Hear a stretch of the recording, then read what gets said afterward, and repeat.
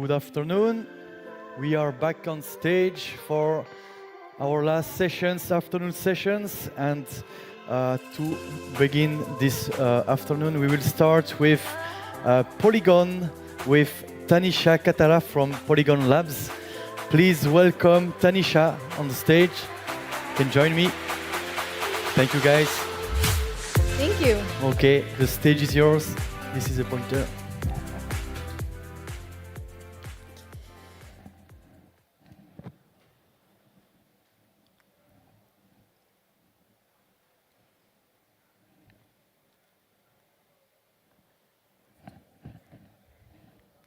Perfect.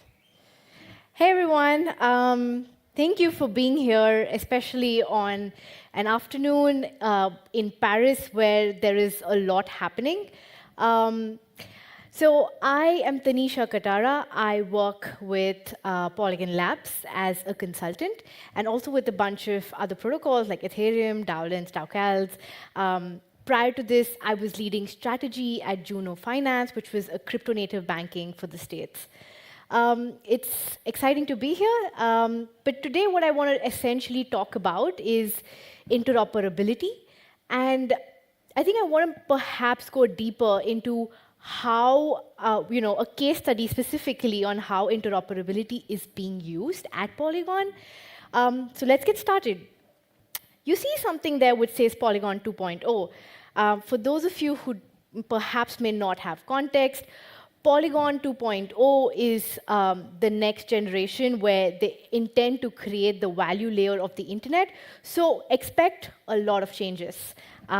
Expect the tokenomics, the governance models to be changing, and I am very optimistic that it's in the right direction. But this isn't about Polygon. This is about interoperability, and I'm happy to take any questions that you may have on that. OK, so let's move.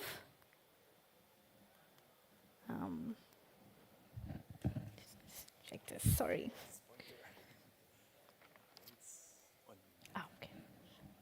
OK, so I'm not a big fan of keeping presentations really technical. So you are in a Shakespeare play. We have 4 acts. And we have an opening act, of course, which is about what happened last night. It's story time.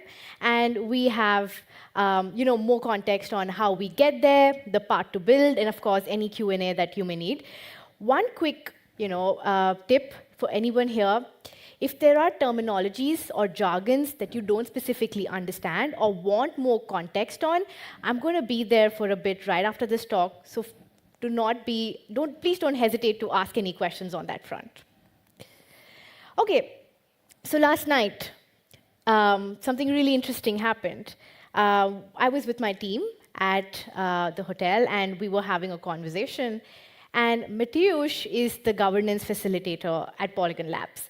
And Bojana is the chief of staff. So we were in the middle of a conversation, and Mateusz was giving feedback that Bojana, who is, by the way, an amazing woman at Polygon, is the super glue that holds people together who otherwise wouldn't be together. And it was so interesting because I said, hey, I'm going to steal that line for interoperability. In the truest sense, interoperability is the super glue that binds together otherwise unstickable systems. But what exactly are we talking about? So, when you build systems and infrastructures, especially data availability, which kind of speaks to multiple systems and multiple layers, how do you create a unified language for all of it to work efficiently? And that is where interoperability becomes extremely important. It's not just about user experience, it's also about security, right? And so this is the Polygon architecture. Just to give you a quick overview, and please use this as a case study, right? Tell us what we can do better. The architecture essentially starts with the settlement layer, which is the Ethereum, and then you build the Plonky ZK proving system. So essentially, we've been using Plonky 2, and now we have a much far mature system, which is Plonky 3, which I'm going to get a little bit deep into in a bit. We have the ZK EVM, the Maiden, which sits right like on top of the Plonky system. You can also be a single client. And the way we are unifying assets and information across all of this is the LXLY bridge, which we'll also kind of get deep into. It's a really interesting bridging solution if you're interested to know more. We also have the staking hub, which is honestly where we facilitate decentralization. So, prover availability, sequencer availability, data committees, this is where all of it gets organized. And the interesting part is we're introducing restaking elements to kind of also allow capital to be more fluid and more liquid. I'm going to get into that in just a bit as well. And of course, on the staking hub can be centralized, decentralized, public, private networks that communicate with each other. But hey, hold on. We're talking about interoperability, and now we're talking about the architecture. What is the goal? Well, the goal is that we want to use interoperability so that in this cosmos of chains that Polygon has, how can we build something that feels like a single chain with unbounded block space, unlimited scalability, and unified liquidity? And that's been a very, very interesting journey for us to kind of achieve these aspects. So let's get into the architecture. Let's break it down further, and let's actually see how we're doing what we're doing. So to start up with, this is the inter-rollup composability. So just to give you a summary, you have your POS, your Validiums, your ZKVMs, and all of these essentially are going to be constantly communicating with each other. And that not only reduces gas, so we're going to have like periodic windows of aggregate proofing, which allow these massive transactions to bundle them and then settle them. So it's going to be like almost like one of the cheapest yet unified, and the L2 can talk to L1 really fast. Currently, LXLY is being used as a bridge between the ZK and the Ethereum layer. So we want to create this constellation where all the ZKVMs, Validiums, rollups, POS can communicate with each other using the LXLY. In fact, it's already live. We've been testing it with the ZKVM. We also kind of want to go deeper into shared liquidity and decentralization. So think of it as all of us have different needs, right? I may not necessarily need a decentralized sequencer versus something which actually cares about decentralization would need that. So how do you create systems that have different data availability requirements, different costings, different budgets, different speed requirements, different security requirements? This is where we kind of see every single chain on the staking hub, the child chains, will have its own properties, its own unique properties. Yet, the underlying technology will be an LXLY bridge, a singular smart contract that connects it all securely. And I will explain the global tree roots of the LXLY bridge, which is honestly very interesting in a bit. So you have multiple rollups with a single liquidity pool. You have centralized or decentralized sequencers. This is where it gets interesting. Today, a validator does one job. They validate transactions. But in this system, in the staking hub, a validator can do multiple jobs. So you enter the staking hub. You can say, hey, I want to validate for the POS. These are my rewards. I want to enter the sequencing. These are my rewards. Or I want to be a part of the data availability committee. And these are my rewards. Each of them will have their own slashing and eligibility requirements that the validator will need to or the service provider will need to meet. And each of them are also going to have their own risks. So think of slashing, think of reputation. And now the validator can use one stake to participate in multiple pools to kind of get more rewards, with also higher risks, of course. So this is the interesting aspect of creating a shared liquidity and a unified liquidity. And like you can see on this side, the staking hub is where all of this coordination really happens, right? This is the proof of aggregation. So this is the bridge coordination layer, where what we're trying to do is, if there's so much happening on the chain, how are we going to ensure there's no latency, right? This is where we reduce the latency by bringing an aggregation layer. It operates on the latest state of the transaction, and they're checked at the aggregation layer, proofs are aggregated, and then posted to the settlement layer, which is Ethereum. Now, how did we come up with these components? What does it mean to be building these things? So let me start with the staking hub, because honestly, this is, like I said, this is where the whole coordination or decentralization happens. You have two stakers. You have staker A and staker B. Let's just say that staker A has a DAC role. He works in a data availability committee.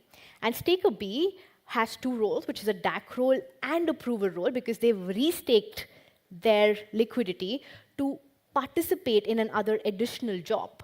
Now, stakers can subscribe to one or more roles that a chain offers. And like you can see, your rewards can be in multiple tokens, and your penalties can also vary from a service to service. So for a DAC role, you could be earning in Paul, you could be earning in IMX, or you could be eventually earning in ETH. So based on the service you kind of enroll in, you have different slashing and different reward experiences. OK. This one is the LXLY bridge, something that we've been talking about, which plays such a huge role when it comes to interoperability. LXLY bridge is essentially that unified smart contract bridging solution that connects layer 2 to layer 2, or layer 2 to layer 1, and vice versa, right?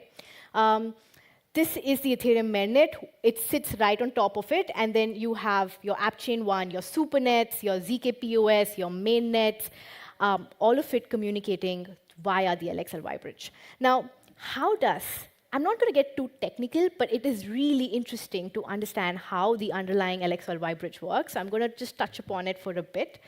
So there are two trees, OK? Now, visualize two trees. You have your exit trees, and you have your global trees, right?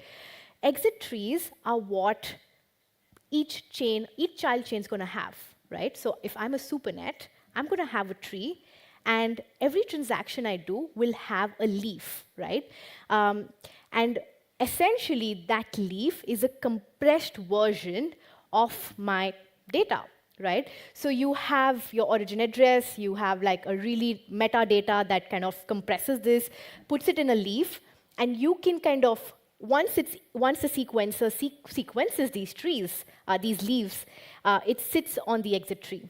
And each of these leaves will also match the leaves on the global tree. So this global tree is essentially going to sit on Ethereum, where you can kind of verify. You can say, hey, this is my leaf. And if it matches with the tree, you can force your transaction on L1 directly at like a really cheap cost.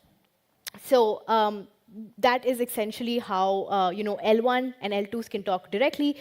Using this phenomenon, an L2 can talk to another L2 without actually going via an L1. So that also makes LXLY bridge really interesting. Plonky 3, it's, thanks to our partners, we've been kind of trying to build the efficiency layer, and Plonky for us is that efficiency layer. We've been doing at a high level, this is a whole other talk, but at a high level, this is what Plonky 3 is going to look like.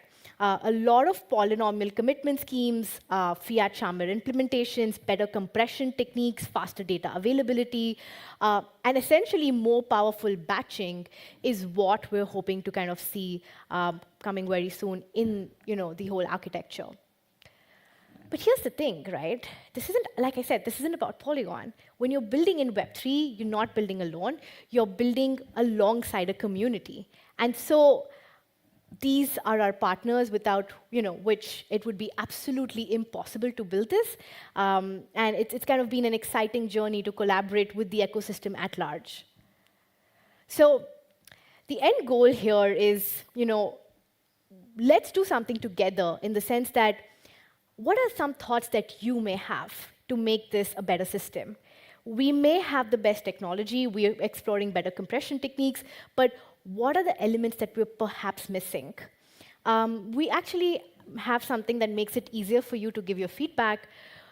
Just yesterday, we launched something called as the Community Vision Board. Now, this isn't any high-level blog. This is essentially every single pillar that comprises, that governs the Polygon 2.0 has been broken down into like specific problem statements, and it is a massive invitation to the community to come collaborate with us. So whether you're a community manager, whether you're a developer, whether you are somebody who loves security, this is like the massive invitation to the next Polygon era, which is the decentralized era. So I would love to have all of you drop your feedbacks there. And yes, thank you so much. Thank you, Tanisha. It was extremely interesting. Okay, perfect. So next we have a huge panels with a lot of names to spell. So it will be the challenges in interoperability about DeFi and users management. And I don't know if our speakers are already there, but we have our moderator, Max Ribol from Harbor Industrial. We also have joining Christian Vinci Guerra from Bifrost. We have Belma Gultik from ChainSafe Sigma. We have Manon Boudou from Horizon Global. David Millard-Durant from Pagoda Near. We have also Thomas Letemps from Tezos. Sean Lonleg from ParisDOT Labs, Polkadot, and Sébastien Dupont from Archetype Blockchain. If everyone can join me on the stage, our moderator is there. Perfect. Always on time. Perfect. If you need a pointer. I'm gonna. I'll just. Okay, I think we. No, it's okay. Okay. And if you need the pointer.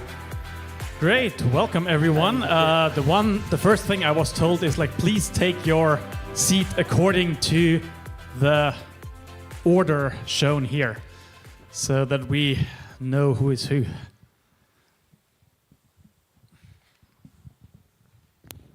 Maybe you can group yourself in the center. Or?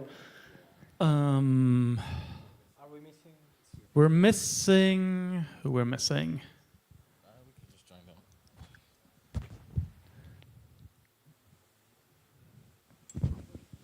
The lunch is finished, so if the speakers can come.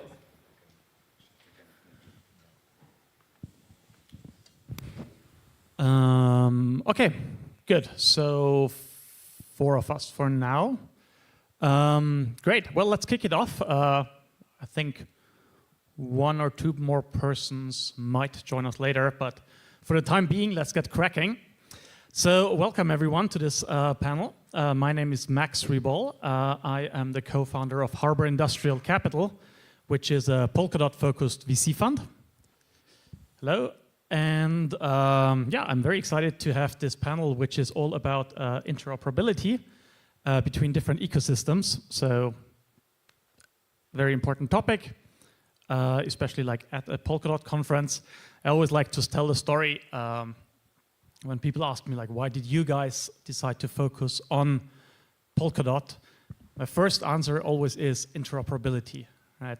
That's like the one thing that I think really defines Polkadot.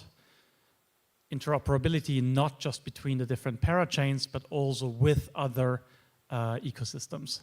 So that's why I'm excited to have you guys here. Let's kick it off. My first question is kind of a warm-up question is, do you think the future of blockchain will be single chain, multi-chain, or cross-chain? Pick one of those 3. And do it in a combination of introducing yourself, just name and company, and then what do you think out of those 3? Okay, so I'm Manon from Horizon. So we presented Horizon this morning that layer 0 with also layer 1 on the EVM. So of course, interoperability is at our core today. That's a core feature that we've been working on for many years. And I think that the future will be multi-chain and cross-chain because we can't have all the answers to all the industries in one blockchain only. So we have to work all together. We have to work between ecosystems to share the knowledge, to share the strength, and to propose something to the public. So that's why it's really interesting for me today to work within different ecosystems. Fantastic. I would go straight into this answer, saying that future will be omni-chain. That is like How a do you claim define it's a claim that we have at Bifrost, because as you mentioned before, like we are a liquid staking protocol. I'm Christian, growth manager at Bifrost. Bifrost is a liquid staking protocol that offer liquid staking token both on like Polkadot and Kusama, so like cross-chain within like parachain within the ecosystem, and also like on different ecosystems such as Filecoin, such as Ethereum.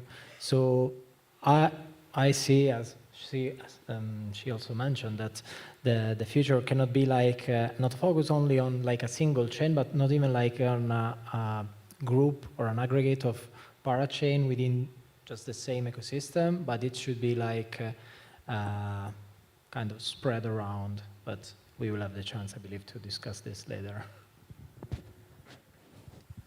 So my name is Thomas Le Temps. I'm working at Nomadic Labs on the Tezos blockchain. And to be completely transparent, the interoperability of blockchain is something that we have yet to invest a bit more. That being said, so from our understanding and what we foresee in the future is to have a consolidation of layer one, like to have 4 or 5 main layer ones that remains and survive, if I can use the best word. But to have a multiplication of layer 2s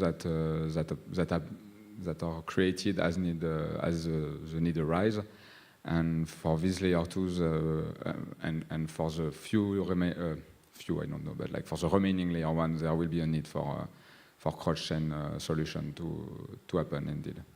So I would say like multi-chain, but in a small scale to some extent, and cross-chain communication between them and their application.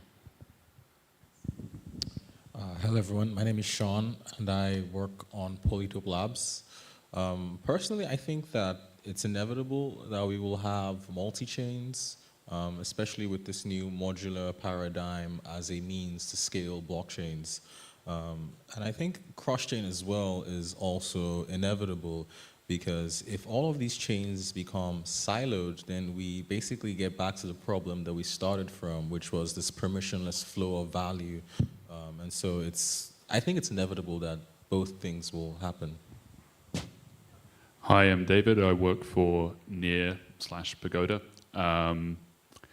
So obviously I agree with everyone else on the panel. That's what people on panels do. But Don't have to. No, but from a technical perspective, we're about 6 months away from chains being able to sign EDSA and ED25519 keys. And what that allows is basically chains communicating with each other the same way they communicate with their own shards, regardless of, because ED25519 keys are the lingua franca of blockchains right now. So when you add that feature to your blockchain, you'll be able to talk to every other blockchain. And when they add that feature, they'll be able to talk back.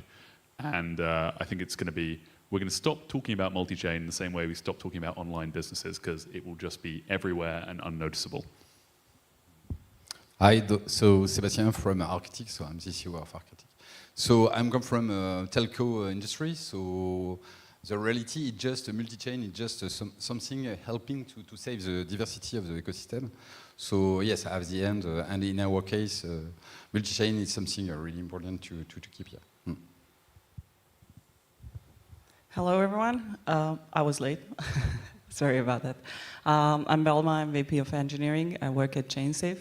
ChainSafe is building the core Web3 infrastructure. We are blockchain agnostic and working with different blockchains protocols. One of them, Polkadot as well. And yeah, spoiler alert then for my answer, but definitely leaning toward kind of a like cross-chain world. Because we want to be better than Web 2, and that means not building walled gardens. So I think we can definitely benefit from the interoperability in general in the future, like now and 10 years from now. Fantastic, yeah. So sounds like everyone is kind of on board with a multi-chain / cross-chain approach. Nobody seems to believe in the Lord of the Rings styles, one chain to rule them all.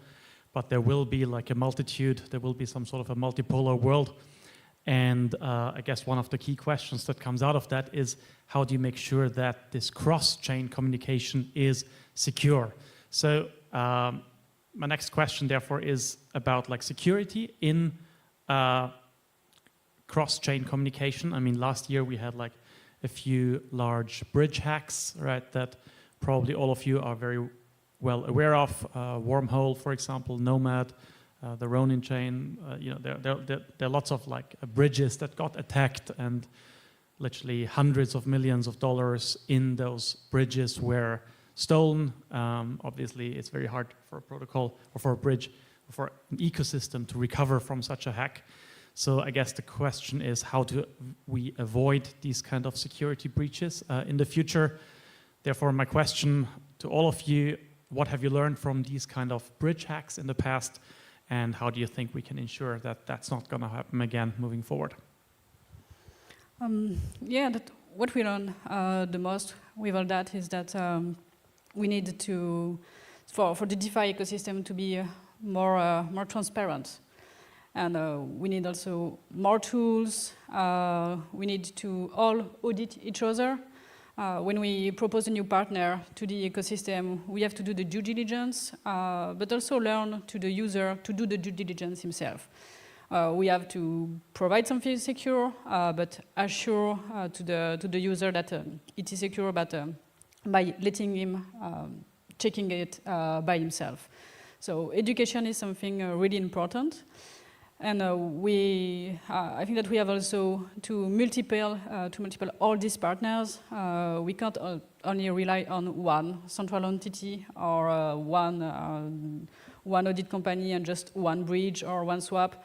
We really have to propose many tools to users. That's the main thing here.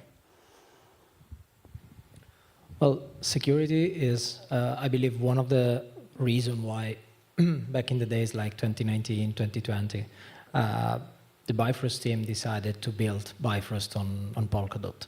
The fact that we do not necessarily need any kind of bridge to exchange value across parachain.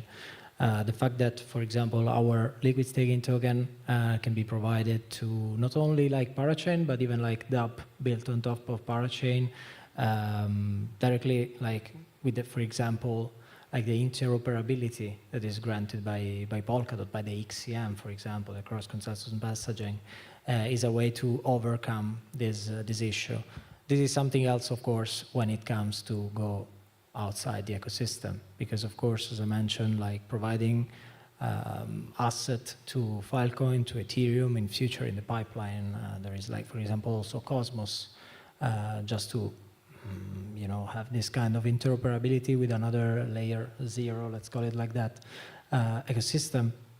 It is something that we need to focus. I agree about like on the point of the education of the user.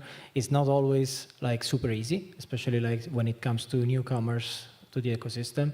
It will never be, but I think it's a key things to push, because it's basically something that even if not many people knows about it, it comes to like their kind of own security for their own like assets, their own money. They cannot always rely on third parties. We saw like you mentioned like hack of bridges, but later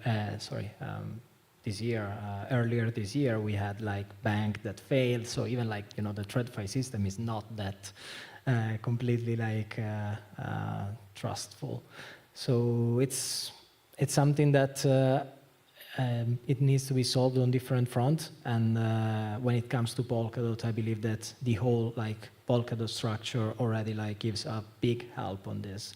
So you don't have to necessarily rely on these bridges that even if audited, because all of the bridges that were audited, that were hacked back in the days, they have like very good audit. So one of the aspects that I can comment in particular is that we probably have a lot to learn from other industries, software industries, in terms of how they manage security and things like that. Typically, for instance, like when you have a software that is used to manipulate millions and sometimes billions, I guess, of dollars, you are basically writing critical software where you might not kill people, although it's in the worst cases it might happen in terms of the impact on the life of people. But so you have a lot of things that are done. For instance, the Java card industry from your credit cards, the level of scrutiny that people that are writing software, like the VM of the Java card and the applet that are run on Java card, is something that I think is miles away from what we are doing in the blockchain industry on a daily basis. On Tezos, we try to have to leave the door open on formal verification and things like that, which is a subject I'm a bit more familiar with. But yeah, we have, I think, a lot to learn from other industries from this respect, to treat the software that we write. And you mentioned auditing, which is also a very good practice, and having third parties that are auditing the code with not the idea of exploiting it, but having an ecosystem that allows for this kind of thing is very important too, potentially. So I'm going to go on a rant here, so just pardon me, but a lot of the bridge hacks that we've seen has mostly been through some sort of centralizing force, either through, mostly MPC, really glorified multi-sigs who custody funds. I think for me, actually, the most interesting one was the multi-chain episode where I think the Chinese government basically detained the CEO and funds were gone, funds aren't safe. And the moral of that story really is that any non-light client-based bridge architecture is a ticking time bomb, fundamentally. It's not a matter of when the government decides to arrest this person. It is also, when this person might decide to pull a Quadriga CX, and be like, I have 500 million in my multi-sig. Do I really want to keep that for everybody, or do I want to keep that for myself, right? So these are the issues. And in a light client-based architecture, the funds aren't custodied by whoever runs the bridge. It's actually going to be custodied by the validators of the blockchains. Like, their signatures are the custody of the funds. So it's critical that people start to realize that if your bridge or whatever the trust model of your bridge is empowered by the validator set of the blockchain in question, then you're just giving someone else your money. The same way we all gave SPF our money, the same way we're also giving all these centralized exchanges our money. It's a custody change, right? And then, whereas in a case where it's a consensus proof system, we are in custody of our money. And so, like she said, we do need education to make this concept more clearer to everybody and get people to try to start using more trust-free bridges. And you can actually, there's tons of trust-free bridges. There's IBC. There's of course the trust-free bridges between parachains. We've had no issues so far. So this is an architecture that works. We just need more people to adopt and start building these kinds of secure architectures. Well, if you think the economics are bad, the tech is even worse. In a previous life, I used to audit bridges between networks. And someone comes to you and they say, can you audit this and make sure it doesn't have any bugs? And you say, no, because basically bridges are a sort of bug-for-bug re-implementation of the consensus mechanism within a protocol. And if you can get those two implementations to diverge at all, or if the protocol evolves, or if any number of things happen, and these protocols are normally monumentally complex, the smallest bug will mean you can get rolled. So I've, especially pre-light client days, I'm dating myself a little bit here, people would come in and just basically give you a whole protocol to say, are there any bugs in it? And you'd be budgeted 80 hours to do the audit. And you'd say, well, I found a bunch of bugs, but there's probably still a bunch more in there. And then you see this thing's holding like $50 million a couple of years later, and you're just generally worried about the whole thing. So the model is too complex for it to ever really be made secure. What you need is to have you do a very simple thing, which is to sign payloads on your network. And then if you can sign a payload, you can send that signed payload to any other network. And it has exactly the same security properties as an individual holding the funds. You just sort of denote this individual. This individual happens to be controlled by a smart contract in another chain, but it's just message passing. It's just, can I deserialize the protobuf for JSON this person sent me on a smart contract, which is normally very, very easy. So I'm asking whoever here in the Polkadot ecosystem who actually builds things, please add the ability to do general purpose signatures on your network. And your bridges, your cross parachain bridges will get much safer and much faster. And your sort of outside of Polkadot bridges will be incredibly easy for everyone to use. So that's my... Yeah, it's the same problem for us. So the problem we have is we have to integrate the whole of security on the other blockchain, and the other side, we have to have a strong understanding of the functioning of that blockchain also. So yeah, it's always tricky, but in the same time, that's a necessity. Otherwise, no way to provide a really universal ecosystem, which is a grail of any blockchain, because at the end, if we have no way to be sure basic user will be able to have something really interesting for him, yeah, it's a necessity, and in the same time, the biggest risk we can take, yeah. When it comes to processes, first, one important thing is governance. I think MPC case, that this recent one was mentioned, yes, there is MPC, but then it was wrongly used. For MPC, you need to have multi-party computation. That does not mean having all the keys on one server, and especially in favor of one company or even one person. So that was definitely wrong implementation. But what's more wrong there is no one cared about that part. No one asked who are your relayers. I mean, people lost money there. And it's all unfortunate, but we need to be aware of that. We need to kind of ask the right questions, and ultimately protocols should become more transparent. Again, what I mean by transparency, what we're doing is, here's a list of relayers, they're real, they're companies, verified in the community, but also another level, here are all the addresses that are managing either multisig or anything related to that. So yeah, we even doxed our CTO, but if we really want true transparency and we want to have better protocols, that's definitely the way to go. And then second, when it comes to security, I feel that we can still learn a lot from Web2 security and standard practices. It's great that we are doing smart contract audits and all of that, but there's also a bunch of more stuff that has been happening for infrastructure and IT in general. Human error, for example, phishing even. These are kind of things that we should be learning from Web2 industry as well. Fantastic, yeah, thanks. So seems like most people here agree that bridges are a risk factor in the way they're currently designed. I remember Vitalik Buterin had a tweet where he said that bridges suffer from inverse economies of scale, which I find quite interesting. Is the idea that if it's small, right, it's probably going to work, and because nobody bothers to really attack it.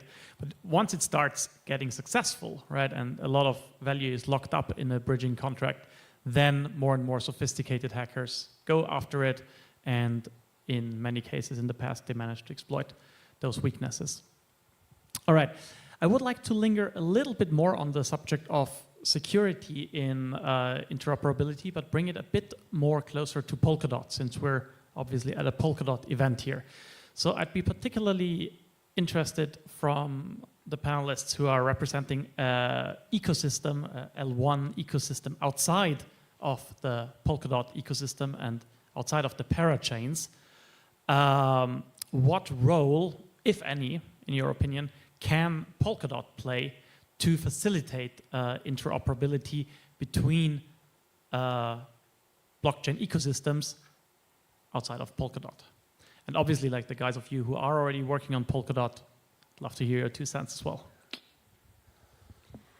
So as the future is crushing interoperability, we have all each other, everyone to provide tools, teams, and time to try to build each other on each ecosystem. But that's the goal of cross-chain transaction, of cross-chain interoperability. That's to work together to find the best way for the chains to have a seamless experience for the user, so he can go on one ecosystem and then switch on one other ecosystem without taking 2 bridges or to have to sign 8 times on his MetaMask wallet. So that's what we have to provide today to the user. And for that, we need to work all together. So the role of Polkadot and the role of Horizon, for example, will be to provide the teams to work together to make it work. Me too. No. Working with, as I mentioned before, like working with liquid staking provider on Polkadot. For me, it's easier like to answer this question because it's like basically that, as I mentioned before, is the reason why we choose Polkadot. Of course, like there are other some upside down of this. I mean, maybe one question more to you would be like sort of which ways of interoperability with non-Polkadot based chains do you see from the Bifrost perspective? Well, from the Bifrost perspective, definitely, for example, I had the chance before to discuss with Panther Protocol. They're active on Filecoin, and we are actually the first liquid staking provider on Filecoin. They just launched their FVM, which is the Filecoin virtual machine, and we actually really believe that liquid staking is apart the fact that considering like over the last, I believe, 6 months, basically mainly because of the Chapella upgrade and the rise of liquid staking, everyone now is talking about it. You can see like, for example, on DeFi Llama, it's overcome like DEX's lending and other like this kind of protocol. The fact that having like liquid staking on like this ecosystem, for example, talking about Filecoin, it's something that allows us like to increase the use case of our product outside the Polkadot ecosystem. We, of course, need to rely when we go outside the Polkadot ecosystem on, like, for example, bridges, because we are using a different contract for the token. But of course, like it's something that we are carefully putting in place because the security of like our asset and our user is always like come first, obviously. That's why we are not rushing, for example, to provide a bunch of new V tokens to hold the ecosystem out there that are like up for grabs for everyone. But we want like to be sure that first of all there is a use case in order to avoid like many issues like, I don't know, siloed liquidity on our protocol, and in order to provide the best use case scenario for user outside the Polkadot ecosystem as well. So in our case, what we can expect more precisely in terms of interoperability will be for the layer 2s that we hope will happen on Tezos. I mentioned, for instance, this morning the fact that we have a need for data availability solution, and that we are building a brand new layer that will happen on the side of the Tezos main net and peer-to-peer network. So it's yet another peer-to-peer network that we'll have to set up. We could imagine using existing infrastructure, and I guess it would make a lot of sense. The challenge for us, if we do that, is because of the nature of optimistic rollup, we will create some kind of dependency between the Tezos mainnet and another chain, which is not bad. In essence, I don't think we have a particular problem with that, but we don't want that to pose a threat to the liveness and the safety of the layer one, basically. So there are some challenges, and I don't think we really started to tackle those concretely, but this could be an avenue for interesting collaboration in addition to that. So it might be for future us to actually tackle that. Yeah. So actually, this is a question that I'm really glad you asked, and it's something that ParisDOT Labs is actively researching, and we're hoping to make announcements later in the year.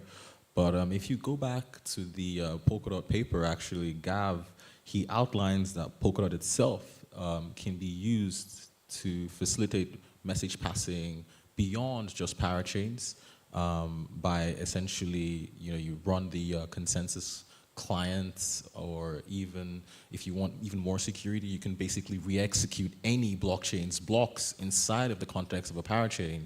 So you also get this validity guarantees as well. And once you have those two things, basically every blockchain is now an L2 on Polkadot. They still have their own consensus because Polkadot actually follows their own consensus. But as a result, Polkadot can essentially provide what are the state roots, which also then facilitates storage proofs to all of the blockchains that are connected to Polkadot. So we're actually first looking at doing this for L2s, the optimistic L2s. Optimistic L2s today don't have that finality on ETH L1. But if we re-execute L2 blocks on Polkadot, we give them Polkadot finality, which is instant.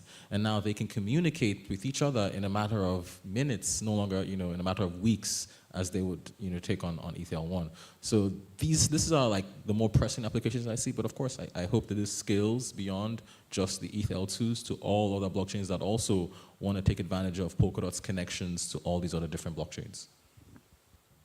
So we are looking to hopefully have a degree of interoperability with Polkadot once we get sort of our smart contract governed private keys out. What we're hoping to be able to do is we have this sort of front end thing called the boss, and it should be very easy for you to program your smart contract to allow you to sign Polkadot transactions on the front end, and then use standard Polkadot front end libraries to sort of view the result of your action. So we're trying to basically allow people to transparently use a Polkadot app next to a Near app, next to an Ethereum app, next to in sort of using composable widgets on a page. And we're also hoping to put in what we're good at with what you're good at. You guys have a fabulous ecosystem, and there's so much going on here. And we have a really lovely account model that makes it very easy to sign in. And sort of manage in-depth authentication and sort of control, make sure that you are only doing what you're authorized to do. So if you try and spend too much, we will make sure you really are who you say you are, much like you would in sort of a normal Google account. So hoping to bring our sort of onboarding front-end stuff, decentralized hosting to your ecosystem as best we can. So in our case, we are not at that level to ask that question, but at the same time, we integrated the specification smart contract, so that means you're able to integrate a specific code on it. So yeah, it can be seen as a plugin and can be really helpful for the blockchain itself. Yeah. It's great to hear like how others are building around that for Polkadot. I mean, this is actually our spot. Like we are service providers here in a sense of that Sigma is bridging natively assets or general messages between Polkadot and Ethereum currently. So like cross ecosystem.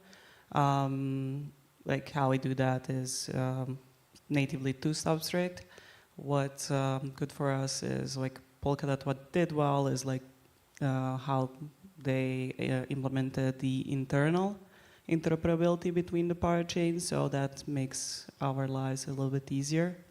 But yeah, like for us, like we needed this, so we built built a kind of way to be able to bridge cross ecosystem. Yeah. Okay, fantastic. Thanks, everyone. So we're a bit more than halfway through in our panel discussion in terms of time. I want to move on a little bit, moving away from more the technical aspects and like the security aspect and more to the application aspects, like what's the use case, why we're doing that, like what's the whole point of interoperability. So maybe let's start with like some well-known and well-understood paradigms in crypto in general, DeFi and NFTs. What do you guys think within these primitives? What can you do with interoperability in blockchains? What kind of like exciting new, I don't know, DeFi applications can you do when you have like secure communication between different L1s, different consensus layers that you cannot do within one single ecosystem, if any? Or do we even need interoperability in DeFi? Yes, I think that we need interoperability is not just to be interoperable between chains, but that for the user experience. So no, I think that we miss the seamless experience at a wallet level, for example, because it's hard for someone to onboard now on the DeFi ecosystem.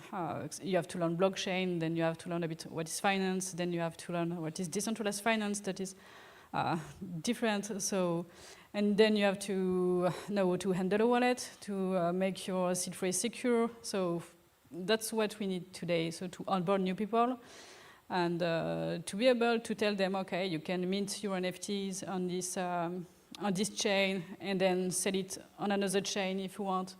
And but you shouldn't have the user shouldn't have to suffer from this experience. So that's why we need today more seamless experience and more more interoperability within the networks, with all the networks. Well, obviously, like for a protocol like us, like Bifrost, interoperability is really the key. The big risk that you have, like when you use a liquid staking protocol, is that okay, you stake your DOT, for example, talking about Polkadot through Bifrost, and then with your VDOT, which is the liquid staking token of DOT, you don't have anything to do because you don't have any use case. There is no operability available like outside the parachain itself, so you're pretty screwed. So for us, that was like our main focus over the last, I would say, 2 years. We try to implement, first of all, like the experience of minting, as you mentioned as well. Like we noticed that one of the threshold that the barrier that we needed to overcome was like to onboard new user was like to simplify the whole process. So that's why we put in place, for example, it's going to be delivered next month, a palette that should simplify the experience. It will allow user to actually mint their V token directly from the target chain. And also this palette will allow us to unlock, let's say, a lot of new use cases, like in collaboration with other parachain. We are going to, for example, deploy this palette first in collaboration with Moonbeam, then Astar, then like DApp built on top of Moonbeam on Astar, in order so that users that have like V tokens are able to actually use them in like different ways. They can like provide liquidity to certain pool. They can use it as a collateral, lending and borrowing protocols. It's up to them basically. We just free their liquidity, and like without a interoperable system that works and that allow us to do this, that would be like simply impossible. And it's basically like the core of the whole like liquid staking concept. So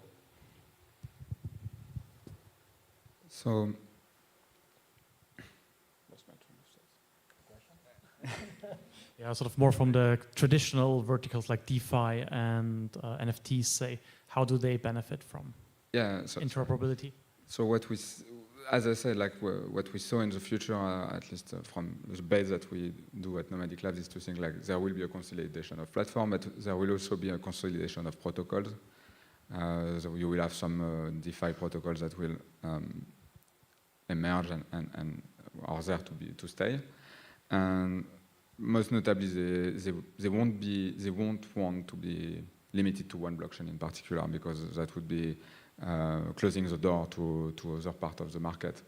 And we are actually seeing that on Tezos, for instance. Most recently, we had our generative art platform that is starting to invest time and effort in going on EVM-compatible blockchains. And it makes sense from them from a business perspective. So the challenge that this move will bring is, as you mentioned, like to be sure that this does not fragment their user base, and that can be a way to bring them together on the contrary. So I would say that this would be the main challenge for them, and that if we are able at the platform level to bring standards and to bring tools and to bring this kind of solution, it might help having the transition seamless for them. But in the same time, I'm pretty sure that they will figure it out themselves if they need to do that. Like they will find ways to bridge themselves. And so if we want to avoid a situation where we have these DeFi protocols and these applications that fall in the same traps as the bridge that you mentioned before, it would be better. So it will happen no matter what. But if we are building better bridges for them, it's better. Right. So I'm actually going to take a step back to the keynote I gave about how interoperability is not just a primitive for cross-chain communication, but it's also a primitive for scalability. So here's a concrete example. Conventionally right now, say for instance, Uniswap has pools, and really it's just a pair of assets, and they all live fundamentally on the same chain. Say there's one asset pair that's getting a lot of attention, a lot of people are swapping. That single asset pair basically starves the rest of the other asset pairs for block space. So you can imagine if somehow we sharded every single asset pair to its own chain. Now we have a much more scalable system, but it's still interoperable, because if I swap, USDT DOT, I can still move my asset to a different chain that has a different asset pair and do whatever swaps I want to do there. And so this is actually a much more scalable way to design, DeFi systems, pushing past, the conventional systems that we've already seen. And of course, there's also the question, how does Uniswap unify all of its deployments across all of these different applications? How does it share liquidity? How does it rebalance liquidity efficiently? This is where interoperability will start to make DeFi even much more efficient, in my opinion. Well, thanks for the question, but it's a huge question. So I'm going to pick one very small part of it to answer, because I'm an evasive chap. NFTs, how they help by sort of cross-chain stuff. I absolutely love weird NFTs. There's nothing I hate in someone using some sort of high-tech stuff to put a JPEG somewhere. There are these NFTs which are ice cubes that melt as the temperature goes up in the ocean. There's ones that sort of use weird chain-specific stuff to mean that they have generative aspects that are sort of provably unique and provably only in one place at a given time. There's NFTs which are videos hosted on chain that can be contributed to from anywhere on a chain given certain situations. So cool NFTs need interesting chains. And right now, where you choose to put an NFT is the place where the money people will pay for it is, which sucks. And so I think the things you'll see from good interoperability is more creativity, which I think is always a great thing in this space. So on Arctic, whatever it is, an NFT, a transaction, or a smart contract, is always a smart contract. In our case, a smart contract can be easily upgraded. So in that way, our feeling about it is just to, once you have an NFT, you can point to another blockchain, to another token, and also to store some data for it. So it's maybe another point, just to burn it and to have a new one after, maybe it's another approach, but I think it can be also interesting. Yeah. NFTs are generally a little bit trickier. I mean, they're like not as simple as fungible assets. So yeah, I unfortunately haven't seen like yet good project or something in between that uses actually interoperability to kind of achieve having NFTs across the networks. Not saying that it will not happen, just hasn't happened so far. I don't think we're there yet, but definitely looking forward to weird NFTs. I like the idea of such creative market. When it comes to DeFi, I think it's a catalyst of everything so far. Like liquidity needs are real, like we've seen the stuff in traditional finance world. So I think it will kind of continue to the need to satisfy the liquidity across all the chains and to be able to move. So that for sure. And one thing that was like mentioned also, I mean, it's great when you're last, so like you can reference a lot of stuff. Uniswap, like, so like DeFi NFTs, but also like messages, like how to sync the data. Uniswap also like has a DAO and they are like deployed multi-chain. So they have also like governance that's multi-chain. And for them, it's still not yet interoperable in a sense that works as a kind of a one organism.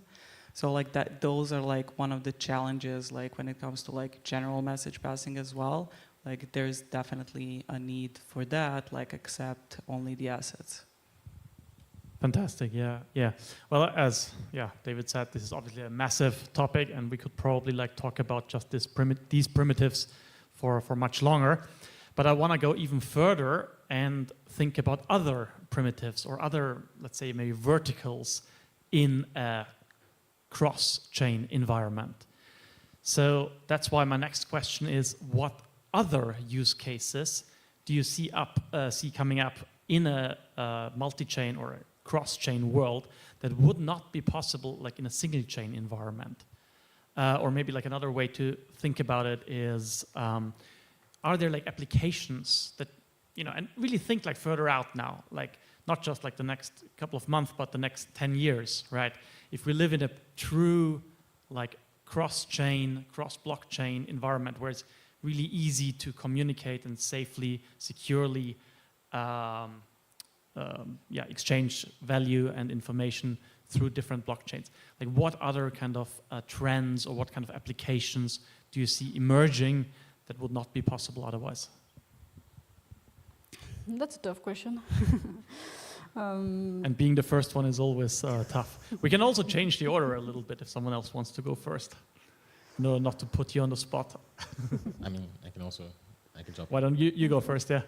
So I can't really speak on what kind of applications might exist in this cross-ecosystem manner, but I can speak on what I think might happen within the Polkadot ecosystem and its highly composable nature. And that's like, this also just keeps going back to my keynote talk, which was that like, I think that like, we haven't really seen these multi-core, these multi-blockchain applications. And I think that that's actually where scalability lies, because think about it, one blockchain gives you, hypothetically, 10 transactions per second. You add another blockchain, that's 20. You add another one, and that's 30. And if you can keep adding as many as you need to and still be able to synchronize state across these blockchains so that a user can basically jump from one core that's congested to another core that's less congested, you start to have highly scalable blockchains. And I'm not talking, ZK blockchains. I'm talking about blockchains that can handle a lot of users at once. I think that that's going to be how interoperability shines. Beyond just, like I said, cross-ecosystem messaging, but like being this primitive for scalability and for highly scalable applications. Great, yeah, then let's continue this way around. So I kind of see 10 years from now, the situation being, when we get to a certain level of power with blockchains, you won't really be able to distinguish between an individual who owns something and some code running on a blockchain and a centralized web server. They're all just kind of entities with addresses. And you'll just you will pick the thing that's best for your workload, and you're slotted into this cool area, and you just kind of won't. We'll look back at this conversation and think it's terrifically boring. It's like us people discussing which subnet to use or whether Azure or AWS is the future. I really look forward to people not giving a damn and just picking what's best on the day and not worrying about losing out on any network effects. Tricky. Yeah. So, for example, in our case, we have something which is unique. So, I'm sorry to speak about that. So, we have the capability to read the finger veins and to generate a private key on it. So, it's a real body proof. So, maybe that something can be used anywhere. So, but again, I'm like you. I have no use case in mind to that. Yeah. The best technologies have no use case. I don't know, like, ideal scenario, I don't know, I have my Ethereum dApp that stores files on Filecoin, it syncs, works well, I don't care about using different wallet addresses, and then I pay all of that with my DOT. Ideal scenario, I don't know if it will happen, I don't know if I need that, but maybe it's possible 10 years from now. Maybe one day we'll kind of standardize wallet stuff, so these things will be possible because we can imagine as much as we want, but like there are definitely technical challenges that also disrupt the user experience. So some things are just relatively not possible. But I also think that we can do better. I think there's a gaming panel right after that. That's also like an interesting use case for me. Like we definitely need like user abstraction as mentioned. So I don't know, I'm playing a game, but I don't want to know on which network are you. Are you on Near? Am I on Ethereum? Like maybe we just want to maybe play together, or switch assets together. So things like that. Right. Back to this slide.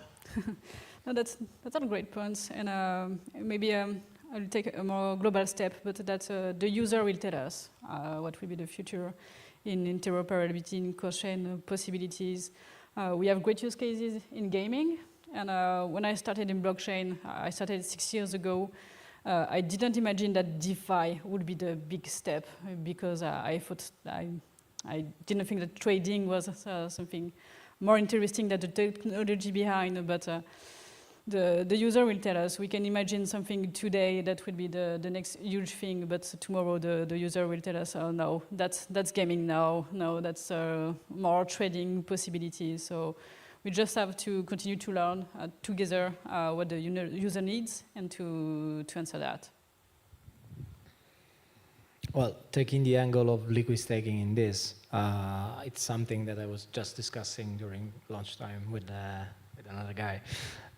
Like, what if in the future, like considering now, like the proof of stake as a consensus method is like something that is taking over, like we saw with Ethereum, like Polkadot was kind of like designed like this. Like, what if everyone? That was the question that they posed to me. Like, what if everyone like decide to like stake through liquid staking, so decide to secure the chain, but then like unlock their liquidity and then use their liquidity like cross-chain on multi-chain, like, and trying to enhance this interoperability. Well, part the fact that this is my piece of cake, but I think that this is something that could really open up a whole new kind of I would say narrative, absolutely. And like thinking about the fact that it's not longer like we don't longer need to use, for example, ETH to perform like transaction, but we can like come up with some other like method that leverage of like liquid staking token either on ETH, on Polkadot. And I actually agree quite a lot with her when she say like in the future it maybe won't be like the need to differentiate much between like Near or Ethereum or Polkadot. People like more or less like what you do today when you pay with your credit card. You have no idea what service you are using, no? Like you just tap in and that's it. I believe that in 10 years, 20 years, I don't know, it will take time for sure.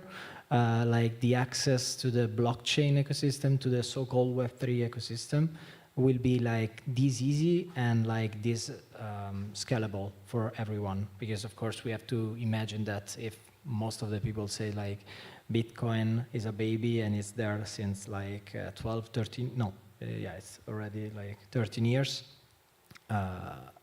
I mean, Web3 and like all of us, we are working on a technology that is just 5 years old, 6 years old.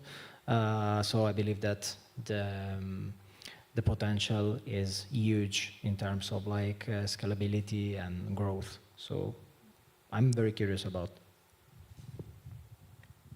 So it's a bit of an improvisation, but I think that also one thing that could happen is that as the user base of blockchains in general, I mean like the overall ecosystem increase and more institutions and things like that happen, we might also have a push in terms of regulation and things like that to increase,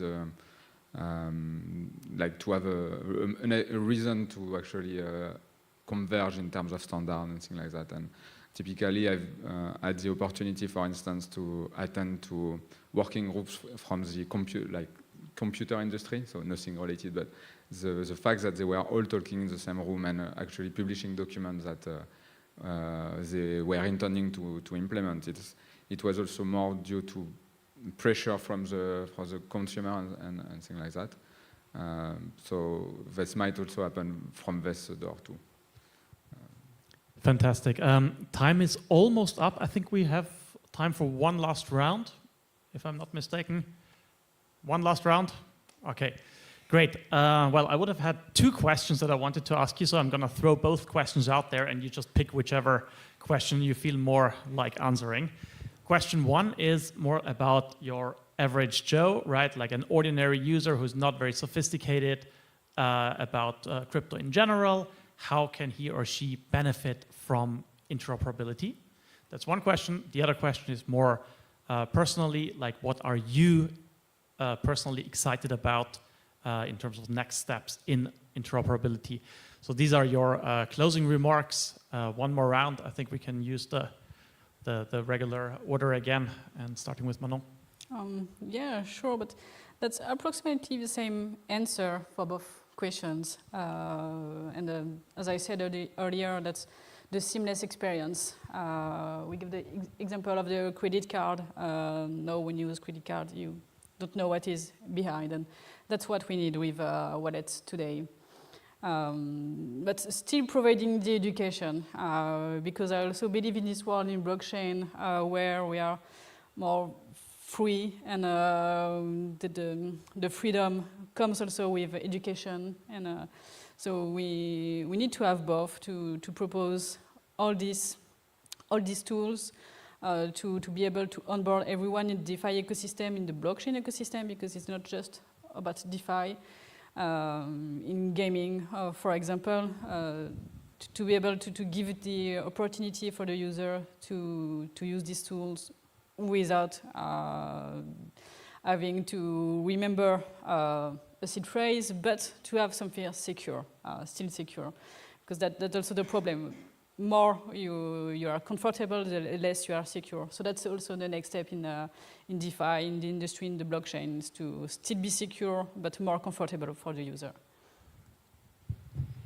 Yeah, actually, the freedom is what like brought me to this world back in the days. I have like I'm an engineer, like a building engineer. So when I got in touch with crypto back in 2000, I believe 19, it was like way out of like, you know, my understanding or my league. So I started to study it, and I was amazed by the fact that it really gives like people the possibility to, you know, like regain the liberty and the freedom of like managing their own like property, asset, intellectual property, I mean, like economic asset, this kind of stuff.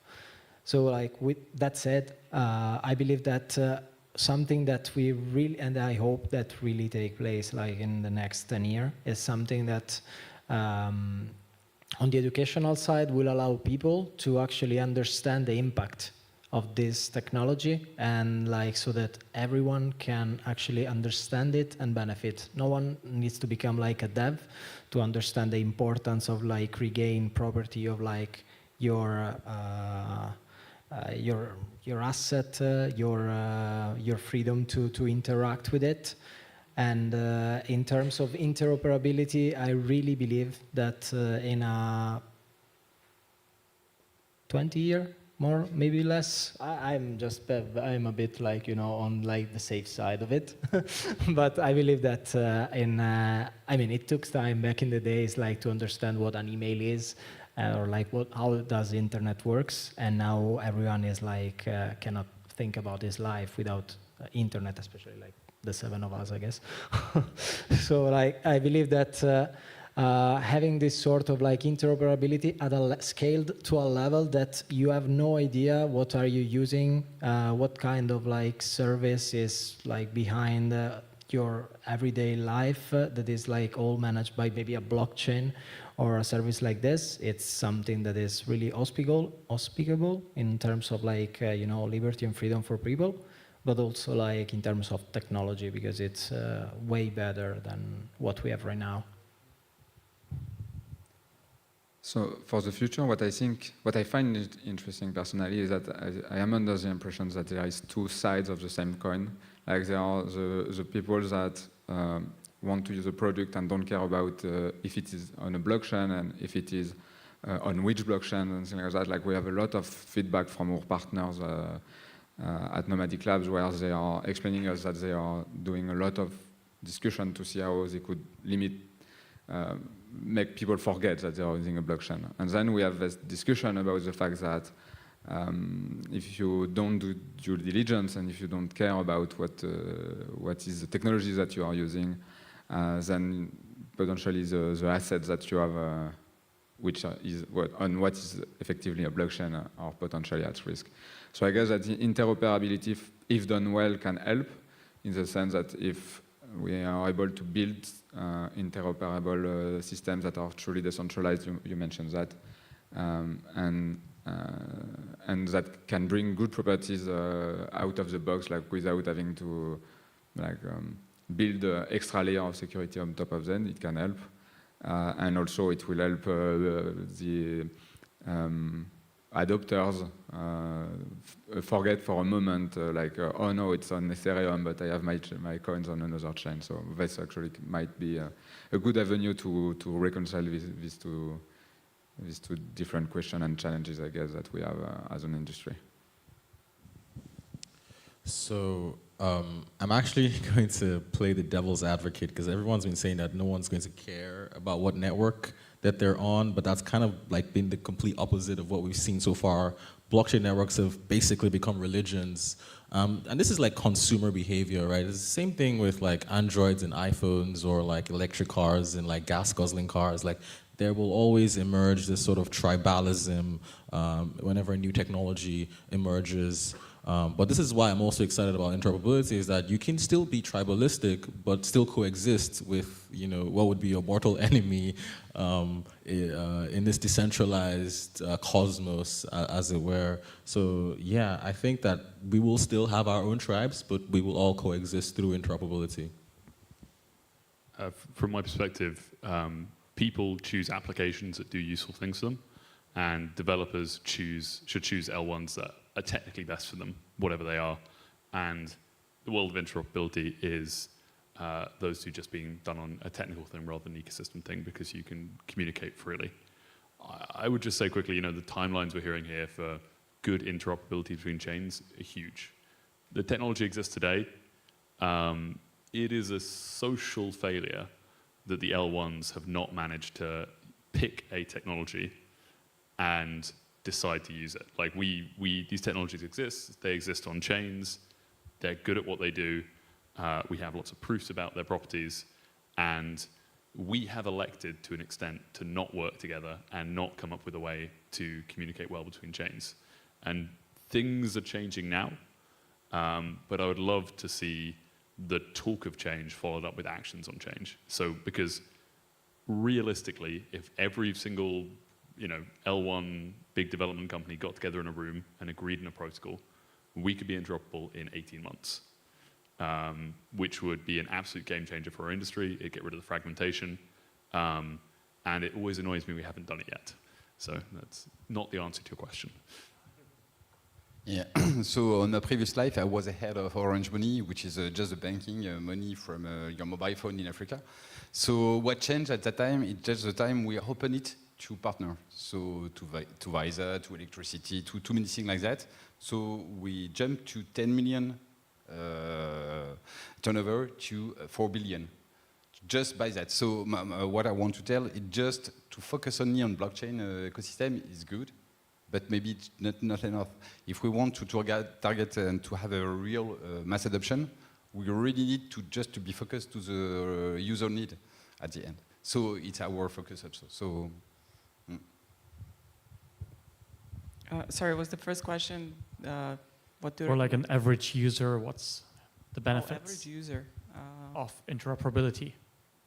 Or otherwise, you just tell us what you're personally excited about in the interoperability space.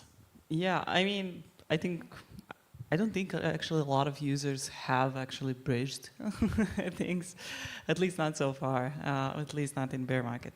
But in any case, I don't know, I think everyone should find their own things. And yeah, first of all, like try things out, explore more. Like we're still definitely a small community, so it's like good to learn earlier, pay the school fees when you get burned. But yeah, that's kind of my recommendation, just kind of everyone to find themselves and just try things and not keep on theory. But like what excites me, I just wanted to say like in simple terms, like kind of having more trustless protocols. I don't know if that's something we can achieve, but I'm pretty sure like with latest developments, we're definitely close to certain breakthroughs. So I really do hope that we can have trustless protocols. And since mentioned the tribes and tribalism, I also hope that we get rid of that. Like, I don't care which internet provider you use, so I eventually won't care like really which blockchain you are a fan of or whatever. So yeah, that's at least parts of future that I see. Fantastic. Yeah, looks like we're heading into a cross-chain future. Most people seem to agree that we're going to head into an interoperable future as well. So my only last job is to thank everyone on this panel, especially the ones who are representing an ecosystem outside of Polkadot, to come here to this Polkadot event with us and to talk about interoperability. Thank you, everyone, and let's make interoperability happen. All right, the cross-chain future. Thank you, guys. Thanks for showing up. Please. Just David, Thomas, Sean, you can stay on the stage because you take part in the next panel. It's not only there yet for you. Thank you. Okay, I see Shaban, you are here. So Shaban, Shame will moderate the next panel. So from Ever Dreamsoft, please join me. How are you today? Good. Please take place. And we also have Philippe Nendel. Hello, Luca Cermelli, I got it? Perfect, from Horizon Labs. Philippe Nendel, I saw him there. Hello, nice to meet you. Hi again, Philippe. So from ChainSafe and Gator from Fala. It's you. Oh, sorry. Welcome. Shaban, it's your turn.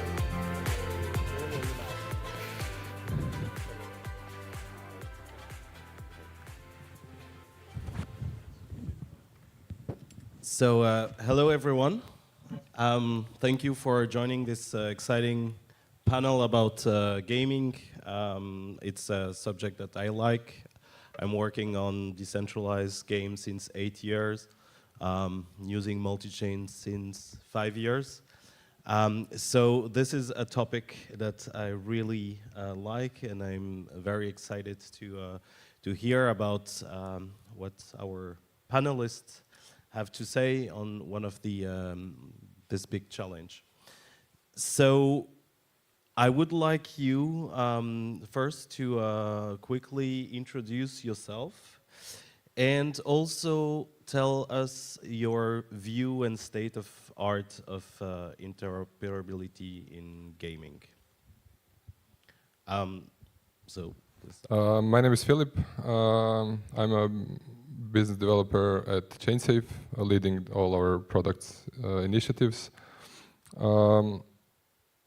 Recently, I was at ParisDOT.comm, and I think what really caught my eye was the talk from, I think, John, from CEO from Mythical Games. And there I saw a real potential of interoperability, not necessarily between layer ones and chains, but cross ecosystems, meaning or cross-platform interoperability, specifically Unity and Unreal, and like mobile and desktop and whatnot. So I'm not necessarily too like bullish on interoperable future in games in between different ecosystems or blockchains, but more on a platform level. Hey guys, I'm Gedo Corps. I'm a huge gamer since 30 years, I think, as everybody here. So first, I have a big video game background. After that, I'm a Fala Network Senior Ambassador and ParisDOT Ambassador. And I really enjoy these topics because gamification will be a key to the adoption of the blockchain. I think now we are still at the beginning of this process because it looks really hard. I'm not a developer, but I think you can confirm that, to create link between different games, different blockchain, to provide utility and facility to the players. Should we call you Gator, right? Okay. So I'm Thomas Le Temps. I'm still working at Nomadic Labs on Tezos.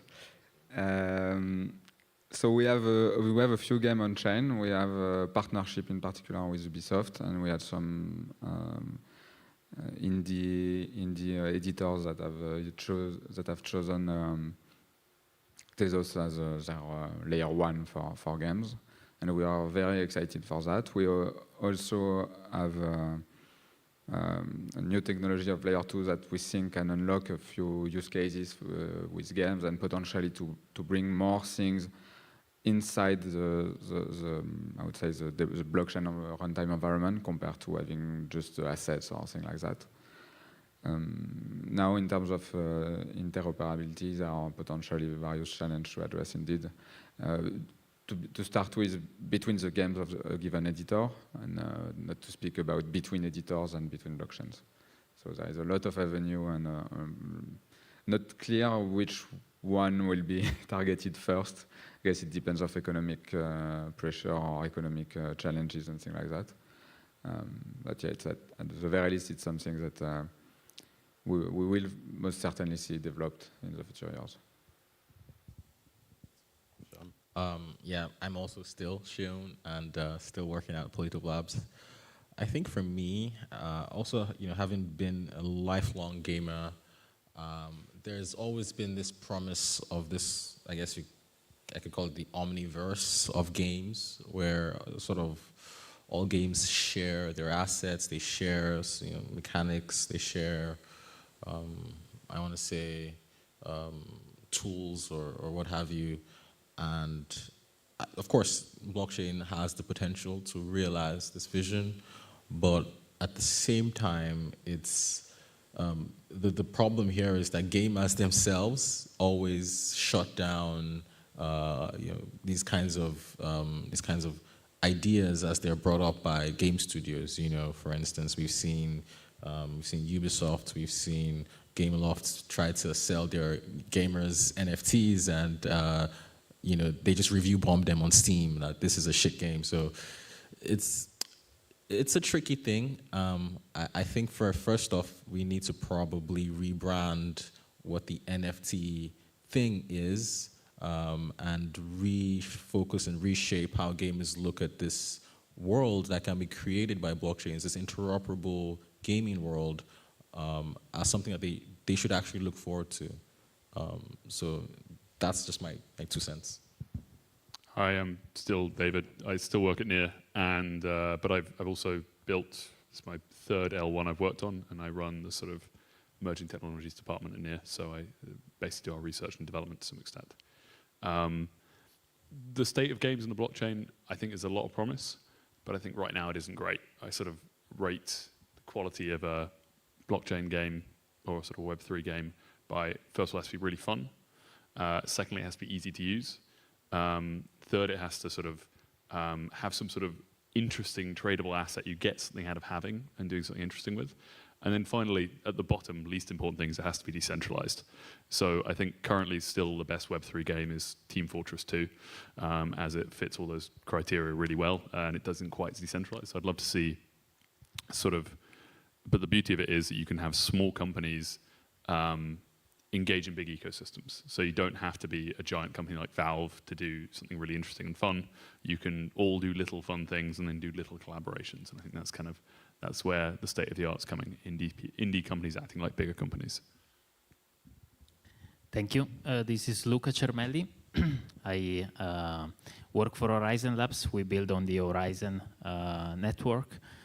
I've been with Horizon for 6 years now, so it has been a long ride, great ride actually, and I started as a country lead representing for Italy. Then I was wearing the hat of the project manager embedded in the engineering team, then corporate strategy manager. Now I'm the product marketing manager, which gives me the ability to research a lot in the interoperability field in general, but also interoperability within gaming in particular. So the state of the art, I do agree a lot with Gator from Fala Network about the fact that we are still at the beginning, so nothing is set on stone yet, right? It's still an exploratory phase to me, and we are exploring pretty much 2 things, right? One is cross-chain games, and the other one is the transfer of in-game assets from one video game to others. While doing that, we are starting to witness the presence of big names in the gaming industry taking a step. For example, an Unreal Engine is somehow trying to shape the standard and the protocol to create NFTs and stuff like that. So that's pretty exciting, but nothing is set on stone yet. And I do believe that the ultimate judges will be the end users, and the buyer persona of this industry is players, right? So the video game players will be the ones saying, hey, this is working very well, this is not good for our gaming experience, so you need to change that. We are still in this phase, so exploratory, but with the big names coming along. Hello everyone, thanks for the invitation. So my name is Marin. I'm the CTO and co-founder of The Great Escape, which is a game based on Moonbeam Parachain.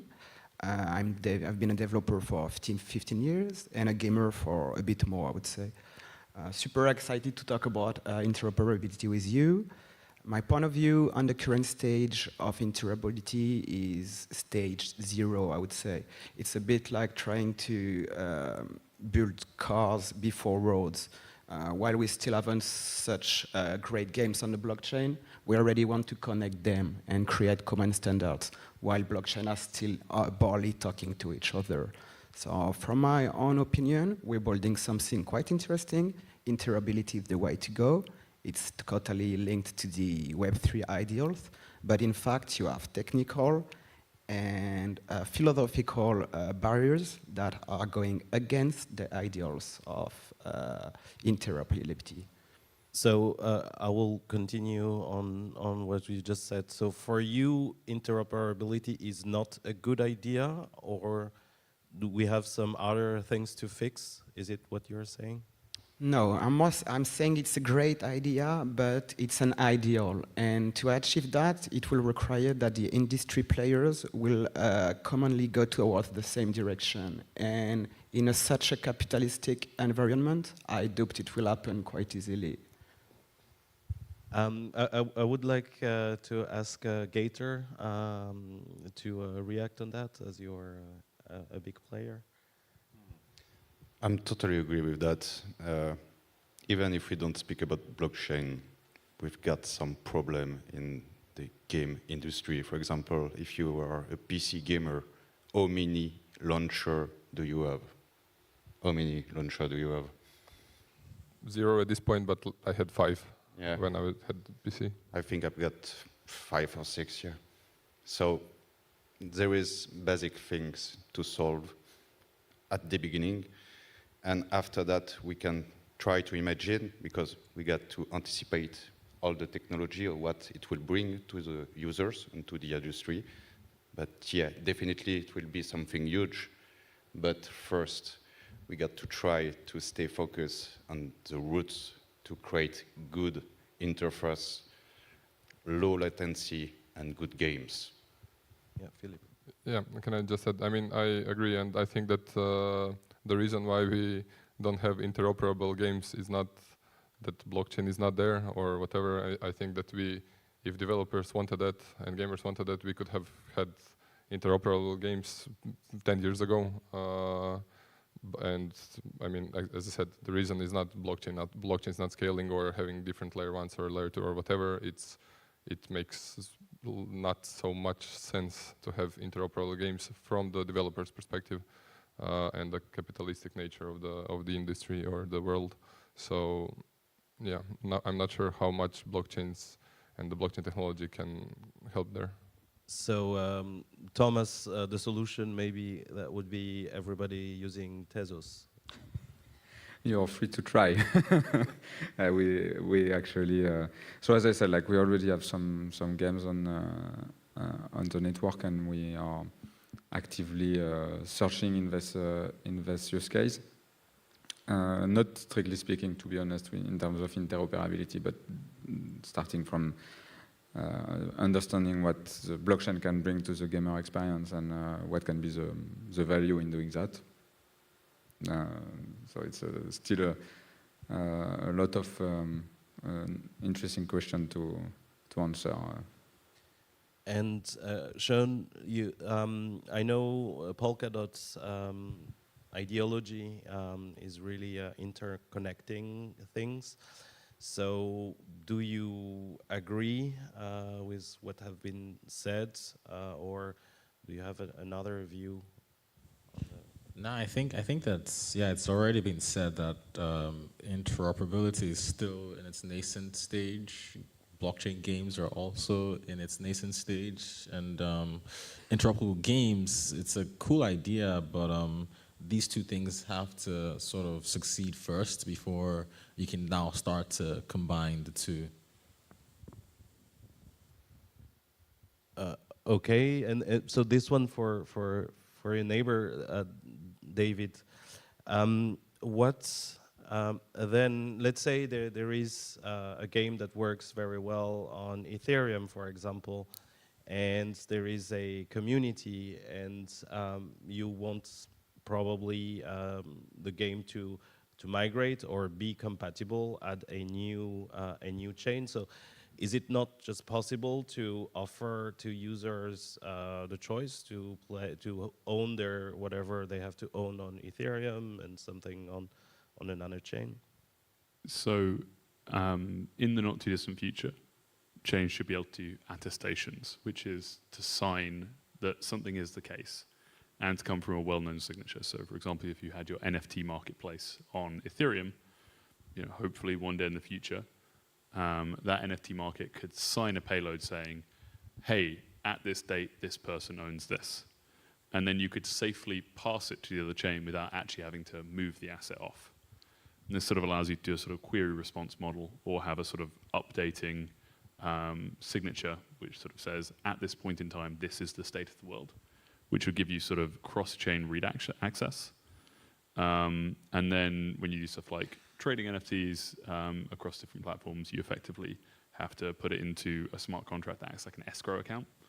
And then you sort of move it in, move it out, using what we call, we have a very, very complex term for it, which I've since forgotten. These technologies are coming out. It should make it much easier in the not too distant future, but Ethereum will always be a laggard, and we'll have an EIP 15,000 at some point, which will give us the ability to do this. So yeah, hopefully one day. So to build on top of that, Luca, that you also have an ecosystem chain.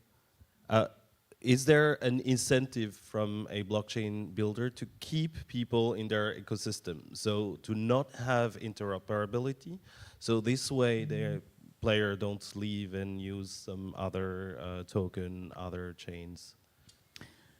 So I think interoperability can be interesting for players, right? But not all of them, because there are many different kind of video games. Video game is a big word, right?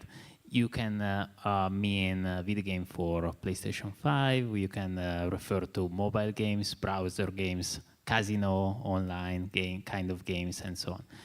It's not going to be interesting for all of them, but to some of them, yes. And I do believe that for developers or developing company, because ultimately, I think the vast majority of players play video games being developed by big companies, right? I think it can be very interesting for them to allow interoperability kind of protocols and systems because, well, for example, for advertising reason, if you allow in-game assets to flow from one game to another one, then you have got free promotion. Imagine the second or third or fourth video game where your in-game assets flow to becomes a killer application. Well, then your in-game assets that are still on the original game will appreciate in value. Your video game will become more and more interesting and famous to the community of players and so on. So I think there are many benefits in doing that. However, it's also to be considered the fact that not all the players are willing to play these sort of Web3 kind of games or Web3 gaming experiences within their games. There are actually a lot of video game players that believe that this is gonna ruin their own experience, right? So it's not going to be something that everybody likes. It's actually something that I would say a good market niche of players would hate. So the game developers will have to choose carefully whether or not to provide these sort of features within their games, and they have reasons to do so, and they have also reasons to avoid doing so. So it made me think, then what is the reason to add a blockchain in a game? Is it to satisfy the community, the holder, the token holder, or is it to create an experience for gamer, both? So then what is the reason then to use blockchain? Maybe Philip, if you... Honestly, I'm in full transparency. I'm not the biggest fan of the Web3 gaming at this current state. I'm a gamer, as we all are, for most of my life, and I just see this like user experience and the friction currently is just way too big. And whenever I speak to any gamer or game developer that's outside Web3, so like a Web2 game developer or gamer, they mostly literally run out of the room when somebody mentions NFTs or blockchain because there have been so many scams. But the technology itself has a big potential. Somebody already mentioned, I think in the previous panel, that we have to stop using the names that are scaring people off. NFTs, blockchain, Web3, that's completely not, like, really not important for gamers. Because I don't know what my World of Warcraft or these technologies stored on or whatever, what signature schemes or whatever are being used for me to sign on the servers. So first of all, we have to remove all that like big words and language. But honestly, I think it offers a new potential for on-chain games. And yeah, I mean, I think it's a really a niche audience, the Web3, like a really, really niche audience. But hopefully we can see in the future more better UX, which will lead to better games being developed, which will lead then to more gamers adopting Web3 games. And just to go back to the decoded talk from the CEO of Mythical, is they absolutely nowhere they mention any Web3 or NFT or any that jargon. So it's just a game that at some points and some parts use Web3 and blockchain technology in the backend. So I think that's the right way forward. You wanted to react, David? I think that the trick is to just not tell them, but just have cool experiences. To agree, which is, yeah. I think that I was trying to think very heavily. I think that's why I was squinting at you, perhaps. There was a Nintendo game many, many years ago where you could, you'd have a cartridge in. If you took the cartridge out and put a different game in at some point in time, you could do some sort of cool hidden part of the game. And those kind of experiences are great. So, you know, you sort of have, you know, don't tell the user they have a blockchain account, just sign them in with an OAuth account, have it in the background, and if they notice that you played this other game and they have some sort of relationship with this developer, some sort of interesting thing pops up. You know, sort of, if you complete Dark Souls, you get a car that's really good at rolling on Rocket League. I don't know. And I think that stuff people will really appreciate, a sort of serendipity. But I think you might know the name of the game. Yeah, I mean, no, not the game. Sorry, just to add, I completely agree. And I think that cross-game interoperability is important, but maybe within a single IP, that makes more business sense. So I can completely see that Activision or Microsoft, whatever at this point, releases a game and all of 5 of their new games are interoperable and you can have skins from this game in this game. That makes a whole bunch of sense. But that cross-IP is kind of tricky. And I think, just to reiterate what I said earlier, this is not happening not because of blockchain, but because it has little business sense. Marin, maybe, why did you build a game on chain? Yeah, actually, I think there are a very good reason to build an on-chain game. I'm gonna give you a few ones, even a small story. So Hybrid Draw, he's gonna play World of Warcraft, and after spending thousands of hours on his wizard, he said, "Oh, I don't want to play. Maybe I'm gonna sell my account." And then Blizzard Activision arrived, and he said, "No, you're not allowed. Your wizard is ours," and that's bullshit. That's why Web3 is giving back the power, and I think we need to emphasize on the ownership over assets. For instance, on my community, on the Great Escape, players are able to rent and lend assets, and I think that's the basis of the blockchain. We're here to talk about transactions, so what type of transaction are suitable for gamers? That's maybe the question we should ask ourselves.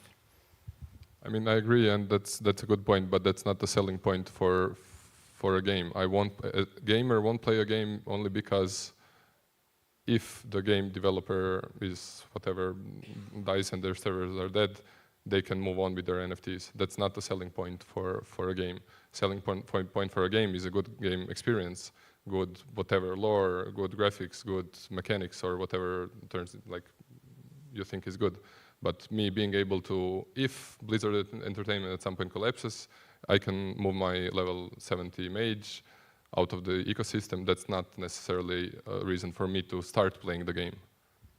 And I also think having a Web3-based game shouldn't mean that developers can't prevent certain actions. You know, obviously, there may be, you know, sort of if you can buy, you know, most games are to some extent grindable in a sort of relatively quick and automatic way. And if you having some sort of fancy gun is a status symbol showing that I put a lot of time in, I can see why even, you know, sort of there is a collective good for the game in not having these things being freely tradable. So I think just because the benefit of Web3 is that you are upfront about what the trade-offs are. So the problem with your story was the change in the idea of what was fair, not so much the actual preventing of the activity, I think. I like your point you just mentioned, but I would say that Web3 is also about having the choice. So maybe it's not for you, but maybe for some Turkish players, they will be interested in earning $5 per week, and that's a very good reason to play also, even if I'm not the play-to-earn advocate. So, as I can understand, there's different kind of targets and audience. There is games that please a community, like a blockchain and the users, and there is games that are for mainstream or are targeted for really the game experience. And there, the blockchain should be transparent. The experience of using the blockchain should be transparent from what you said. So the main question is, there are many different solutions right now to tokenize, to build games, and we're talking about interoperability. And of course, everybody will say, my solution is the best, but then with all this possibility, so who actually should decide which technology to use? Is it the developer or the customer? Who has the choice? I think if you go to the customer and ask them whether they'd use an EDSA curve or a BLS curve, they might give you a bit of a blank look. You know, it's the experience. The customer cares about the experience, the developer cares about the technology, and the developer obviously cares about the experience, so they care about the technologies required to build that experience. So absolutely the developer. So ultimately, if we consider the fact that video games are being produced by video game companies, right? I mean, I don't even see how the customer could influence that, right? I mean, the customer can, obviously the companies making video games should have a target kind of customer, the buyer persona, and if they believe that their buyer persona is somehow interested in Web3 gaming experiences, then yes, for sure, they will be more keen on the idea of integrating blockchain into their web games, but ultimately it's the developer's experience and responsibility in taking this decision. I would say also that these kind of companies are huge, right? I mean, I used to be working for a video game company back in 2014, so it was 10 years ago.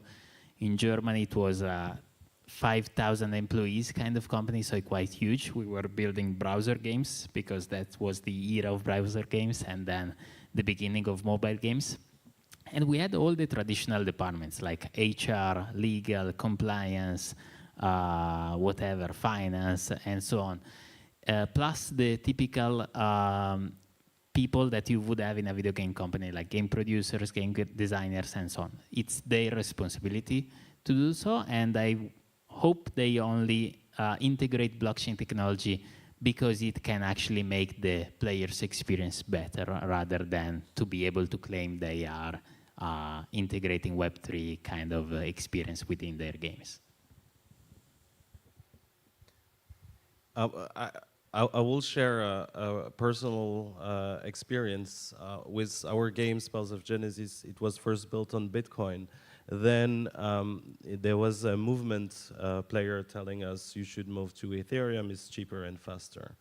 And then we decided not to move, but to have dual compatibility and to give the choice to the user. And actually they changed because at some point everyone wanted Ether, and then in 2021 everyone wanted Bitcoin back because it was legendary, it was old and unique. So here maybe for Sean, the giving the choice of for the user. What do you think of that? Is there a market? So should he be aware in a way or another? I mean, this goes back to the point I made on the previous panel, and that the tribalism in the space is just not going to go away. And so, you know, giving the users the ability to pick their tribe will turn out to be a net positive for game development. Like, for instance, I play a lot of Battlefield. And if, for instance, you know, the DICE decided, hey, because we made a partnership with Tron, you're going to give me NFTs on Tron for my participation in the game, I'm not going to care, right? But if you said, hey, you're going to give me my NFTs on Polkadot, that lights up my brain, and it's like, yes. So I think you're right, that there will need to be an option given to the users as to where they want to participate in this Web3 gaming industry. Other important question is that how do we control the supply of things that are created and the intellectual property when it goes to migrating chains? For example, am I allowed to burn a token from an artist and reissue on another chain that I find better? Do we still have the link between the creation and then the new token? This is fundamental for interoperability, so I would like you all to react on that. How do we keep the possession? Can I migrate myself if I want a token and preserve the intellectual property, for example? I'll start with Philip. Honestly, I'm not like a technical guy, so I don't know how to do that. But I don't actually think from the philosophical perspective that if you burn on one chain and re-mint on the other chain, then I'm not sure if that's an NFT anymore. Maybe similar like native platforms that are NFT issuance platforms that are native to two chains or to many chains. And if you mint an NFT, then it's minted on all of chains, but you can use it only on one. It's unlocked on one, locked on all the other chains. And when you want to transfer it to another chain, then it's locked and transferred on unlocked on the other chain or something like that. But honestly, burning and then minting an NFT on the other chains, for me, it sounds like it's not the same thing anymore. But I might be wrong. Happy to hear. I can quickly jump in here, actually. And this has kind of been a topic of our research at ParisDOT Labs, is interoperability beyond just like minting and burning. Like, how can we prove the existence of something on one chain to another chain without moving this data? We call this storage proofs, and it's a part of our interoperability protocol called ISMP. So I can imagine I have this, Battlefield NFT on Polkadot, and maybe there's some whitelist that's being given to people who own this NFT on Ethereum. I don't need to move this NFT anywhere. I just present these, we call them storage proofs of ownership of this NFT on Polkadot, and I present that to Ethereum, and that just gives me access to whatever it is I was trying to do in the first place. So I'm going to sound like a broken record, but there's this very, very normal technology you can use that allows you to have hidden private keys inside of a smart contract, and it can work on pretty much any chain. So when you have this, what you do is you have an NFT. You should never take the NFT off the place it lives, because it probably has, if you have sort of easy to move around NFTs, they have to be lowest common denominator. They can't do interesting things. They have to be whatever the minimal subset of NFTs is on the collective platforms. So you want to keep the NFT in its sort of native habitat. And what you do is you transfer ownership of that. Well, you can do an attestation proof, but also you can transfer ownership of the NFT on, say, Ethereum to a smart contract on, for example, the Near protocol. So because the Near protocol holds private keys, it holds accounts on Ethereum. Then you send it there. The game can check the Ethereum chain using a regular relay to see if that NFT is in the right place. And if it is, they then have the ability to control it. So that means, so potentially you could have a sword from a game in Ethereum, use it on a game in the Near protocol.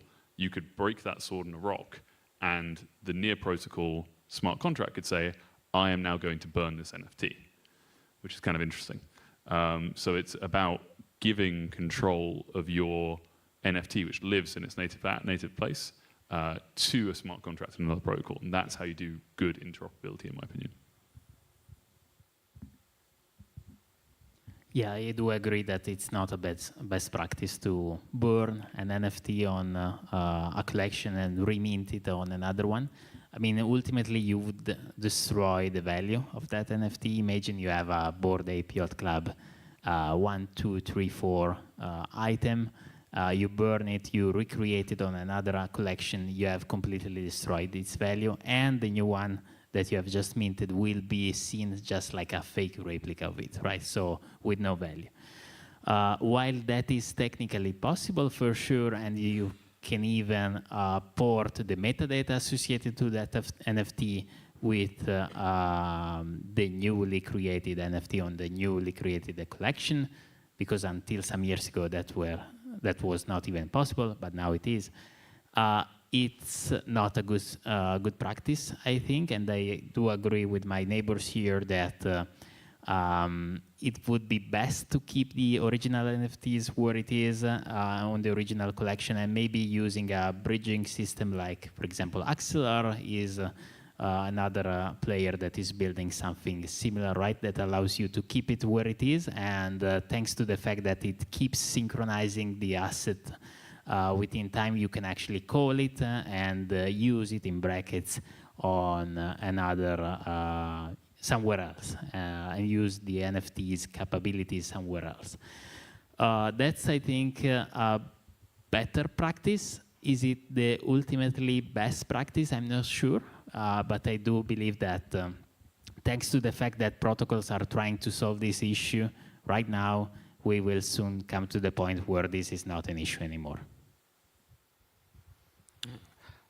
First, I'd like to say, on a technical point of view, it's not a problem. It's technically possible. ERC are only standard, so you can teleport tokens. Protocols are doing it pretty well. But it's not because you can do it that you should do it, of course. And I would say it depends on boundaries. What was planned to be possible? What was thought by the dev? And for instance, I would say it's a bit like bringing a surfboard to the mountains. You won't complain to the surfboard engineers that it's not working well because it's not made to go on the snow. That's a bit how I see it. And to add something, I would say that the best practice is something I witness more and more. It's called omni-chain NFTs. Something made possible by stuff like Layer 0. And for instance, you have one collection splitting over several chains. For instance, you have 500 on Moonbeam, 500 on Arbitrum, on BSC, etc., etc. And because this is part of the plan, it makes sense. It's not someone lonely on his computer bridging a token to somewhere. No, this is part of a plan. And the plan has to be made by the dev, I would say. Yeah, very, very interesting. The wrapping and the ability to wrap some token into other chains. I'm hoping to see developments on that point. So it brings the question: as an industry, what should we do together to improve all this part? We talked about wrapping. Are there other good practice that we should do? Everyone in their own chain or own protocol try to work together to do something? David? Just to be incredibly pernickety, we can't actually wrap things. We can only... It's a very nuanced difference, it's unfortunately, because we can only send messages to a chain like Ethereum. We can withdraw, but we can't prove a deposit, which is a very sort of odd problem until Ethereum has the same sort of signing technology. Then they can send the signed messages the other way. So we can talk, but we can't listen, which is something I'm pretty good at already.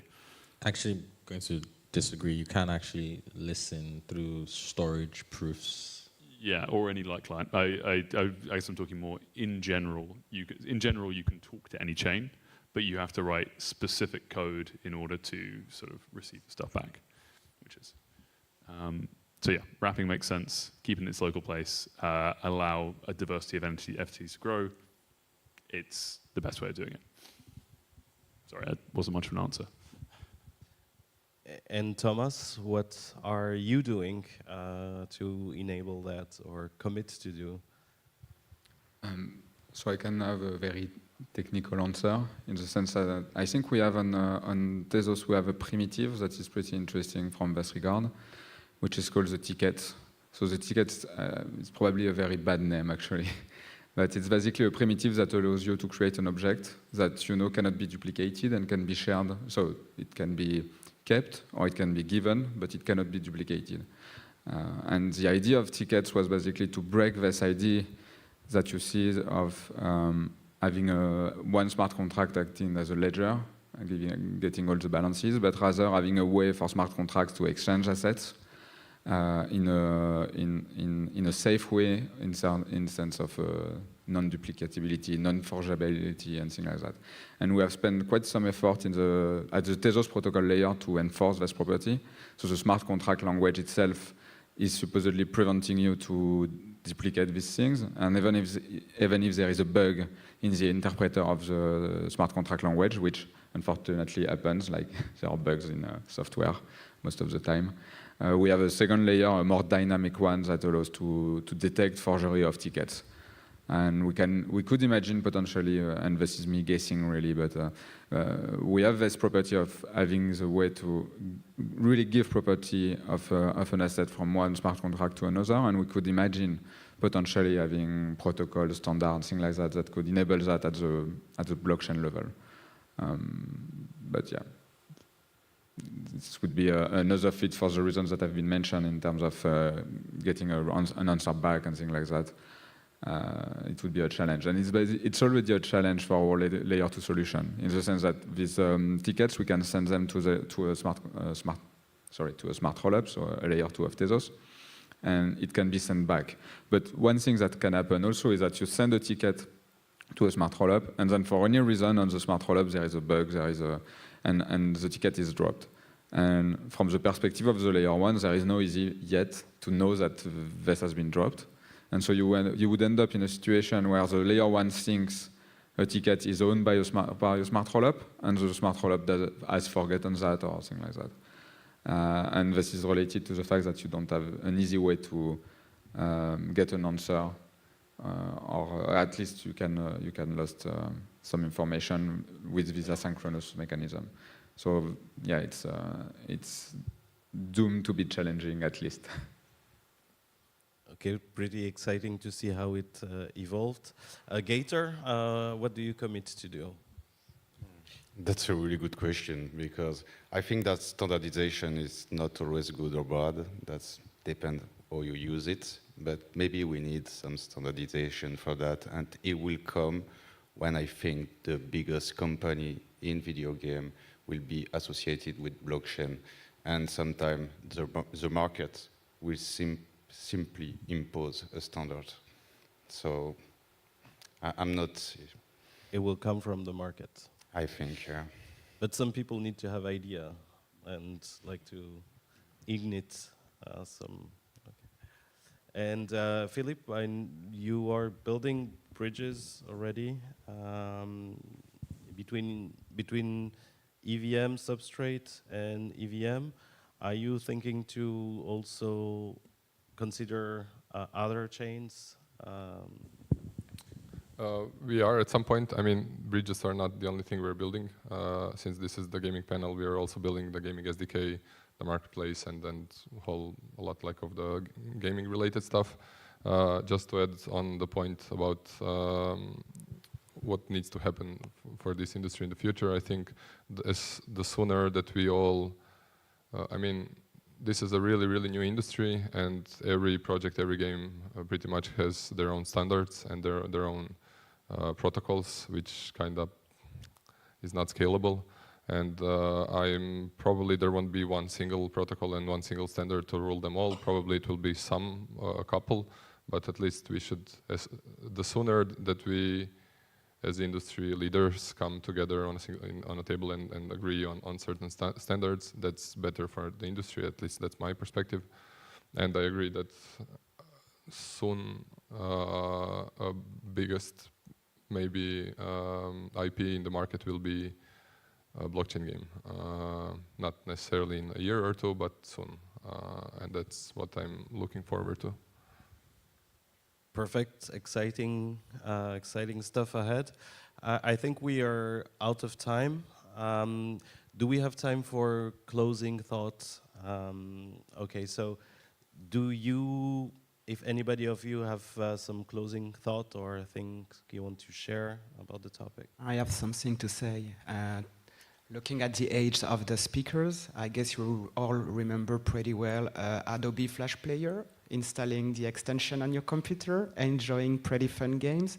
And nowadays, I doubt you still have it on your browser because it's not maintained anymore. So I think it's a good example. Now we're all playing using HTML5, and it's the survival of the fittest. The best tech will win, and I don't know which protocol it will be. Yeah, that's a great example. What can I say? I said before that I used to work for a video game company 10 years ago, browser games, hundreds of thousands of players worldwide playing our browser games. Well, I witnessed to like veterans kind of players that were investing years of their life into our games to grow their empires or kingdoms, these kind of things. And also investing a lot of money, actually, sometimes in those kind of games that were free to play, pay to win, basically.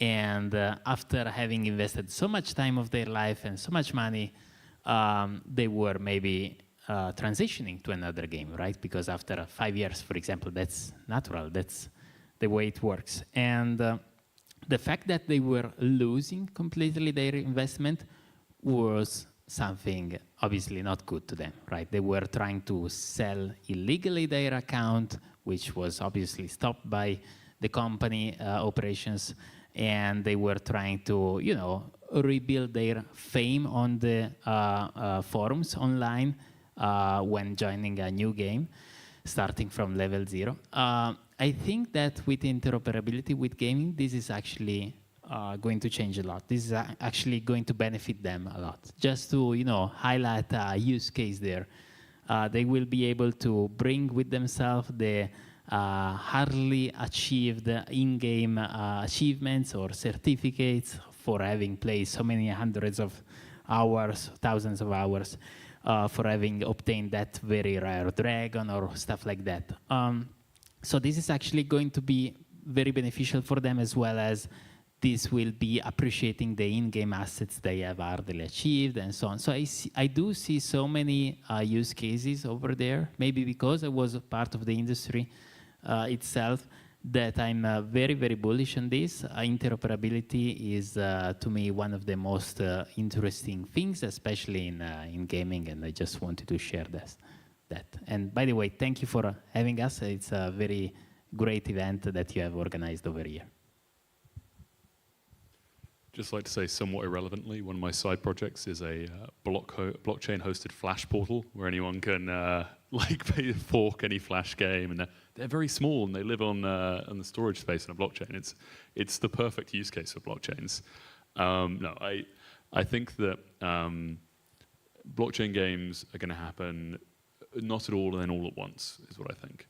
I think one group of games will find success in sharing things between them. They'll have a model people like, and the gaming industry is governed by fads. I mean, how many Souls-like games are there out right now?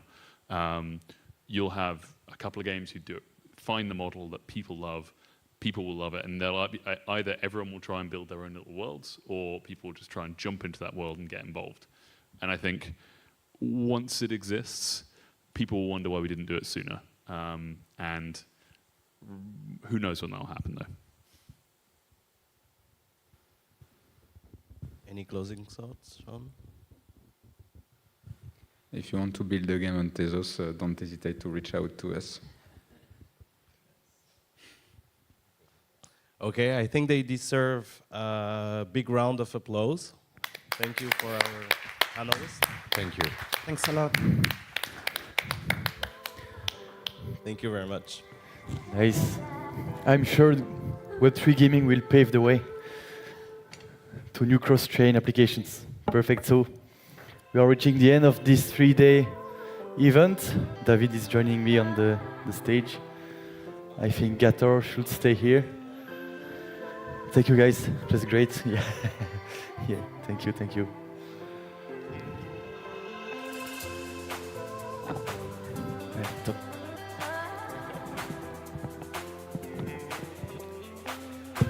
Merci.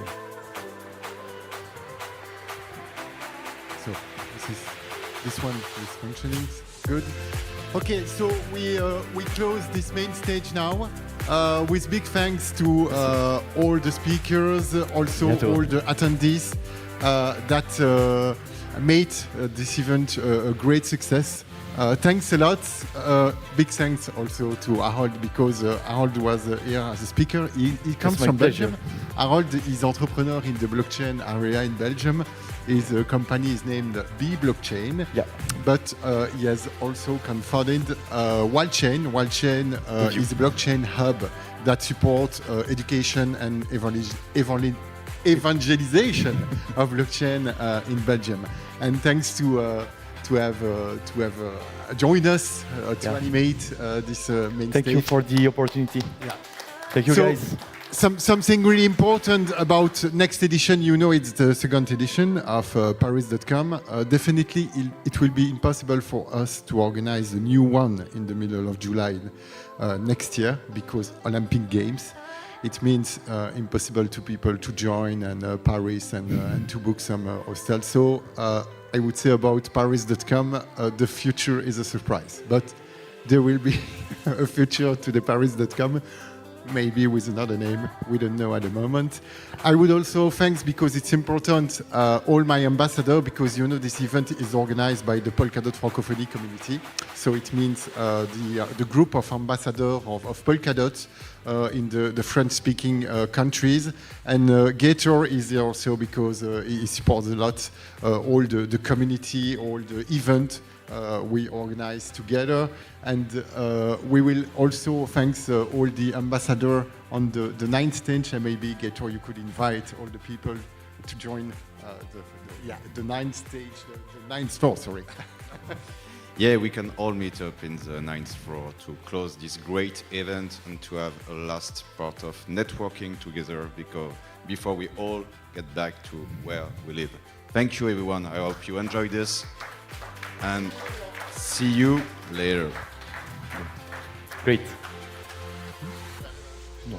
That was the final words, I think. Thank you, everyone. See you around.